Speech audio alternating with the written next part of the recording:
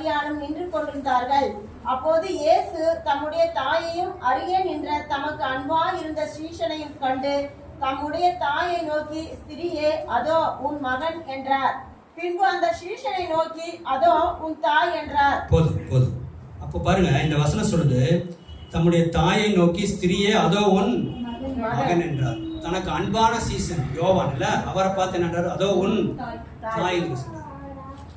அப்போ முதல்ல பாருங்க, உலகம் முழுமைக்கும் மன்னிப்பு கொடுத்தார்ல, பிதா இவர்களை உலகம் முழுமைக்கும் மன்னிப்பு கொடுத்த தேவன் தன் நிலை அறிந்து ஆண்டவரிடம் கேட்ட இல்லையா கல்வனையில தன்னுடைய நிலை அறிஞ்சு ஆண்டவரிடம் மன்னிப்பு கேட்டு கல்வனை அல்லது போராட்டக்காரனை தன்னுடன் இருக்க வாய்ப்பு கொடுத்த தேவன் மூன்றாவதா பண்றாரு, தன்னை பெற்றெடுத்த தாய்க்கு இப்போது பராமரிப்பை கொடுக்கிறார். பாருங்க, ஃபர்ஸ்ட் உலகத்தில் இருக்க எல்லா மக்களுக்கும் மன்னிப்பு கொடுத்தார்.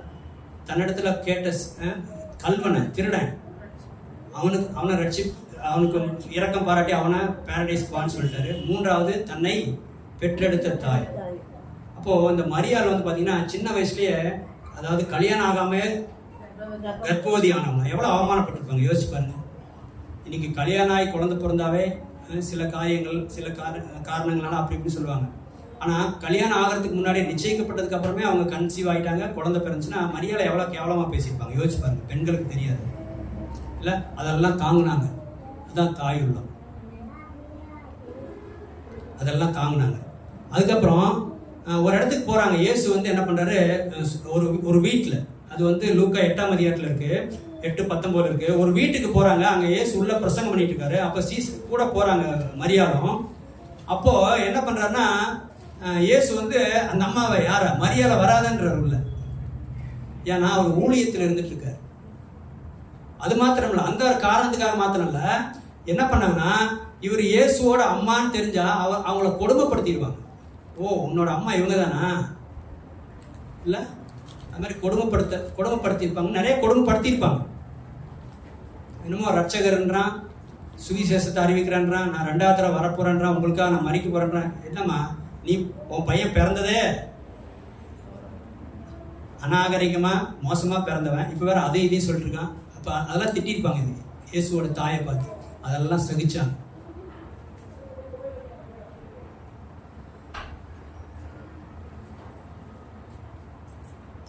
அப்போ கிறிஸ்துவை பொருட்டு யாரெல்லாம் கைவிடப்பட்ட நிலைமையில இருக்கீங்களோ, சரிங்களா, கிறிஸ்துவை பொருட்டு யாரெல்லாம் அவமானப்படுத்தப்பட்டிருக்கீங்களோ, இதுதான் இப்படிதான், சரிங்களா. ஒண்ணு வந்து பாவியா இருந்தவன், 2வது இதுல பார்த்தோம், அவன் ரொம்ப பாவி மோசமானவன், அவனுக்கே இரக்கம் பாராட்டி தன்னோட கூட்டிட்டு போயிட்டாரு. சில பேர் நம்ம யோசிப்போம், ஊழியக்காரங்க பொதுவாக யோசிப்பாங்க, ஐயோ நம்ம ஊழியத்துக்கு வந்து இவ்வளோ பாடுபடுறோமே, இந்த சபைக்கு போய் இவ்வளோ பாடுபடுறோமே, நம்ம சர்ச்சுக்கு போய் ஒரு நிம்மதியே இல்லையே, நமக்கு விடுதலையே இல்லையே, நமக்கு இயேசு என்னதான் செஞ்சார். மற்றவங்க கேட்பாங்க, எப்பா சர்ச்சின்னு போறேன், உன் பையன் எப்படி இருக்கான், உன் வீட்டுக்காரர் இப்படி இருக்காரு, உன் புள்ள எப்படி இருக்கு, உன் புருஷன் எப்படி இருக்கான், என்ன இயேசு இருக்காரா, என்ன உயிரோடு இருக்காருன்ற, அற்புதம் செய்வாருன்ற கேட்கிறாங்களா இல்லையா? உங்களை என்னை கேட்டிருக்காங்க, உங்களை கேட்டாங்க எனக்கு தெரியல.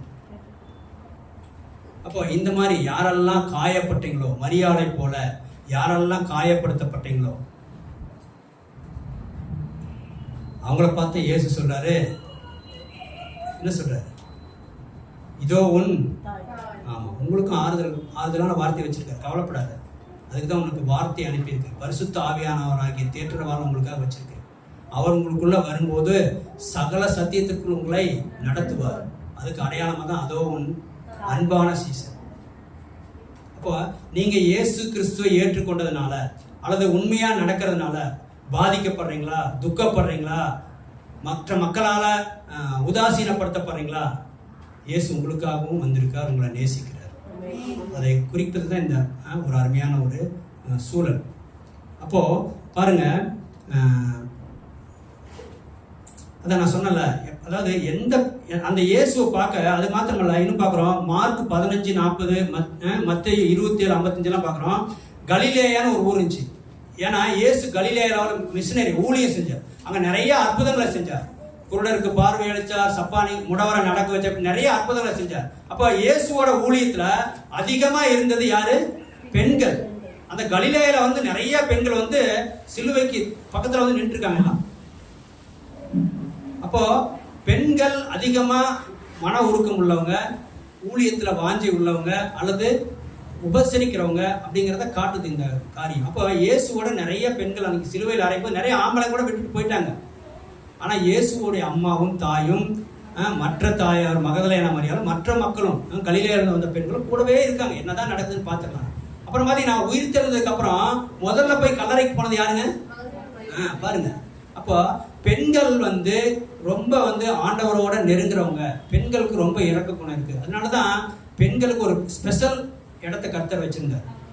அதனாலதான் சொல்றாரு, அப்போ அந்த பெண்கள் இதுவரைக்கும் இயேசுடைய அம்மாவை அவங்க சகோதரர்கள்லாம் பார்த்து இவர் ஊழியத்துக்கு வர வேணாம், கூட வர வேணாம்னு போயிட்டார். அப்ப அவங்க அம்மா எங்க போய் இருந்திருப்பாங்க? இயேசுவோட இருந்தாங்க? இல்ல, அவங்க மற்ற 7 பேர் இயேசுவோட பிறந்தவங்க.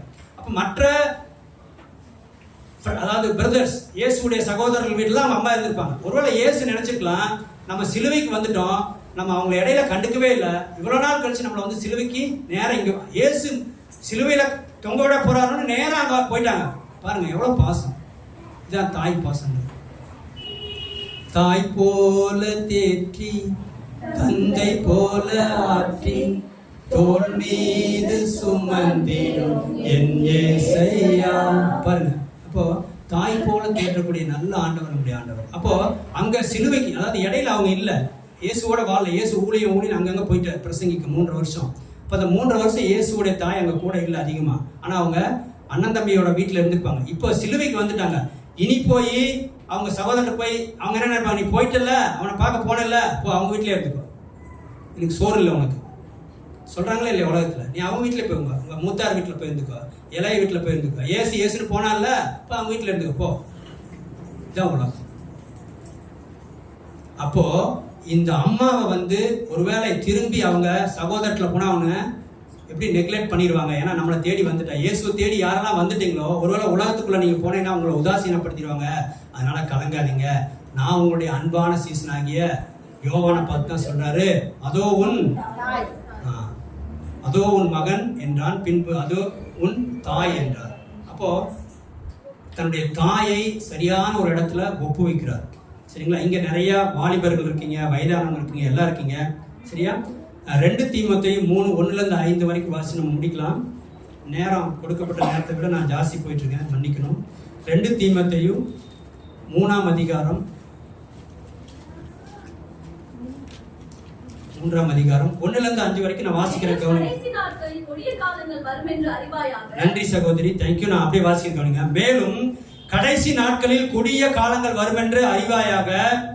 எப்படி எனில் மனுஷர்கள் தற்பிரியராயும் பணப்பிரியராயும், எப்படி யூதாஸ் போல பணப்பிரியராயும் வீம்புக்காரராயும், நீ சமாதானத்தை தேடி போவார் வெள்ள பேசுவாங்க, வீம்பு பண்ணுவாங்க, வீம்புக்காரராயும் அகந்தை உள்ளவர்களாயும் தூசிக்கிறவர்களாயும், இயேசுவை தூசிச்சான்ல, தூசிக்கிறவர்களாயும்.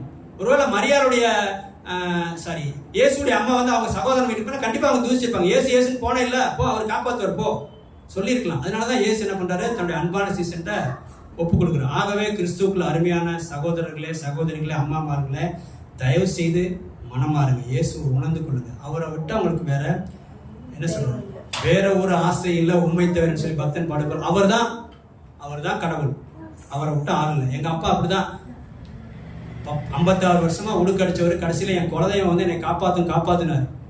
கடைசியில கொலைதான் பண்ணிட்டு போச்சு. குழந்தை வாய் பேசாம 40 நாள் ஊமையா இருந்து மரித்தார் எங்க அப்பா. அதே எங்க அம்மா ஏசப்பாவை ஏத்துக்கிட்டாங்க. 2 டைம் மரணத்துல இருந்து எங்க அம்மாவை விடுவிச்சார் இயேசு. 86 வயசு வரைக்கும் நான் எங்க அம்மாவை வச்சு காப்பாத்தினேன். சரிங்களா? கர்த்தர் மகிமையா எங்க அம்மாவை எடுத்துக்கொண்டார். அல்லேலூயா. அந்த இயேசு தான் உங்களை பார்த்து சொல்றாரு, பெற்றோருக்கு கீழ்ப்படி. பிள்ளைகளை பார்த்து சொல்றேன், வாலிப பிள்ளைங்களை. பெற்றோருக்கு லூக்கா 2:48-51 இருக்கு, பெற்றோருக்கு கீழ்ப்படியுங்க. சரிங்களா? ஆக நீங்க பெற்றோருக்கு கீழ்ப்படி. இந்த வசனத்தை முடிச்சப்ப போயிடலாம். பாருங்க, அப்ப கடைசி காலங்கள்ல தூசிக்கிறவர்களாயும் தாய் தகப்பன்மாருக்கு கீழ்ப்படியாதவர்களாயும் நன்றி அறியாதவர்களாயும் பரிசுத்தம் இல்லாதவர்களாயும் சுபாவ அன்பில்லாதவர்கள். எப்படி சுபாவம்னா அப்பா மகன் அந்த உறவே இருக்காது, வா போன்னு பேசுவாங்க, கெட்ட வார்த்தை பேசுவாங்க, அப்படிதான் இருக்கும், அப்படிதான் இருக்கு. அப்புறம் இணங்காதவர்களாயும் அவதூறு செய்கிறவர்களாயும் இச்சை அடக்கம் இல்லாதவர்களாயும். நான் ஒரு பொண்ணை பாக்குறேன், ரொம்ப மோசமா போயிட்டு இருங்க. கோயம்புத்தூர்ல வந்தீங்கன்னா இப்ப ரொம்ப கல்ச்சர் மாறிட்டு இருக்கு. நான் கேட்கலான்னு கூட இருக்குது, ஆனால் கேட்டால் நமக்கு அடி விழுந்துறாங்க நடு ரோட்டில். ரொம்ப மோசம். கீழே ஒரு பேண்ட்டை போட்டுக்கிறாங்க, மேலே ஒரு ஜாக்கெட்டை போட்டுக்கிறாங்க, நடுவில் வயிறெல்லாம் துப்பெல்லாம் தெரியுற மாதிரி அதான் ஃபேஷன்றாங்க. கேவலம். நரகத்தில் போய் பாதாளத்தில் கடைசி இடம் தான் கிடைக்கும் அவங்களுக்கு. ஏன்னா அவங்க பாவத்தில் விழுறது மாத்திரமல்ல, மற்றவங்களையும் தூண்டுறாங்க பாவத்துக்கு. இயேசுவின் நாமத்தில் அந்த மாதிரி ட்ரெஸ் பண்றவங்கள சபிக்கிறேன். பண்ணக்கூடாது. நீ பாவத்தில் விழுவது மாத்திரமல்ல, மற்றவங்களை நீ பாவத்துக்கு தூண்டுற, உன்னை கடவுள் சும்மா விட மாட்டார். ஆனா வாலிப பிள்ளைகளை ரொம்ப ஜாக்கிரதையா ட்ரெஸ் பண்ணுங்க, ரொம்ப ஜாக்கிரதையா பேசுங்க. இச்சை அடக்கம் இல்லாதவர்களாயும், கொடுமை உள்ளவர்களாயும், நல்லோரை பகைக்கிறவர்களாயும், உங்களுக்கு உதவி செஞ்சவங்களை பகைக்கிறது, உங்களுக்கு ஹெல்ப் பண்ணவங்களை தூசிக்கிறது, துரோகிகளாயும், துணிகரம் உள்ளவர்களாயும், இருமாப்புள்ளவர்களாயும், தேவ பிரியராயிராமல் சுகபோக பிரியராயும். பாருங்க, சர்ச்சுக்கு வரதுக்கு நேரம் இருக்காது. சர்ச்சுக்கு நேரமா போனா போக முடியாது. ஆனா ட்ரெயினுக்கு டிக்கெட் வாங்கிட்டோம், அல்லது ஃபிளைட்டுக்கு டிக்கெட் வாங்கிட்டோம், அல்லது பஸ்ஸை விட்டுருவோம். அங்க போனா ரேஷன் கடையில் அரிசி கிடைக்காம அடுத்து அடிச்சு பிடிச்சு போய் அங்க நிற்போம் 10 நிமிஷத்துக்கு முன்னாடி. அல்லேலூயா. உங்களை கர்த்தர் ரட்சிப்பார் அப்படின்னு நான் சொல்றேன், உங்க மனசாட்சி தான் சொல்றேன். தேவ பக்தியின் வேஷத்தை தரித்து, நல்லா கவனிங்க, இது ரொம்ப முக்கியம். தேவ பக்தியின் வேஷம். அல்லேலூயா அல்லேலூயா அல்லேலூயாங்கறாங்க. எனக்கு தெரிஞ்ச ஒரு அம்மா வாயில வரதெல்லாம் பொய்யா வருது. தேவ பக்தியின் வேஷத்தை தரித்து அதன் பலனை மறுதலிக்கிறவர்களாயும் இருப்பார்கள். இப்படிப்பட்டவர்களை நீ விட்டு விலகு. தயவு செய்து விலகுங்க. எப்படி அந்த கல்வன் உணர்த்தப்பட்டு இயேசுதான் கடவுள் உணர்த்தப்பட்டனோ அப்படி நீங்க விலகுங்கன்னு சொல்லி ஆண்டவர் உங்களை எச்சரிக்கிறார் இந்த நாள்ல. ஆக லூக்கா 2:48-51 சொல்றபடி பெற்றோருக்கு கீழ்ப்படிங்க. ஏன்னா இயேசு பெற்றோருக்கு கீழ்ப்படிந்தார். ரெண்டாவது, இதுல 3 காரியத்தை நான் சொல்றேன். ஃபர்ஸ்ட், பெற்றோருக்கு கீழ்ப்படியுங்கள். லூக்கா 2:48-51 சொல்லி பெற்றோருக்கு இயேசு கீழ்ப்படிந்திருந்தார். அவர் தச்சு வேலை செஞ்சாங்க, அவங்க கூட பிறந்த சகோதரன் அவரும் தச்சு வேலை செஞ்சார். ரெண்டாவது, பெற்றோருக்கு உதவுங்கள். மார்க் 6:3 தச்சு பற்றில் இயேசு பெற்றோருக்கு உதவினார். பெற்றோருக்கு வீட்டு வேலை செய்யறதுல மற்ற காரியங்களை உதவுங்க. மூன்றாவது, வயதான காலத்தில் பெற்றோரை தாங்குங்கள். தயவு செய்து தாங்குங்க. உங்க அப்பா அம்மா வயசாச்சா, நம்மளுக்கும் வயசாகும் ஒரு காலத்தில், நம்மளும் கிழவனாகும் கிளவியாகும். நம்மளும் என்ன சொல்றது, பெட்ல யூரின் போயிடுவோம். கேவலமா பேசாதீங்க. அப்போ இங்க 3 காரியத்தை இயேசு வலியுறுத்துறாருன்னா, பெற்றோருக்கு கீழ்ப்படிங்க, பெற்றோருக்கு உதவுங்கள், வயதான காலத்துல பெற்றோரை கனம் பண்ணுங்க. எபேசியர் 6:1-3 சொல்லுது, பிள்ளைகளே உங்கள் பெற்றாருக்கு கீழ்ப்படிங்கள், இது நியாயம். உனக்கு நன்மை உண்டாயிருப்பதற்கும் பூமியிலே உன் வாழ்நாள் நீடித்திருப்பதற்கும் உன் தகப்பனை உன் தாயும் கனம் பண்ணுவாயாக. செய்யறமா? ஜெபம் பண்ணலாம். எங்களை நேசிக்கிற நல்ல ஆண்டவரே, இந்த நாளுக்காக நன்றி செலுத்துகிறோம்.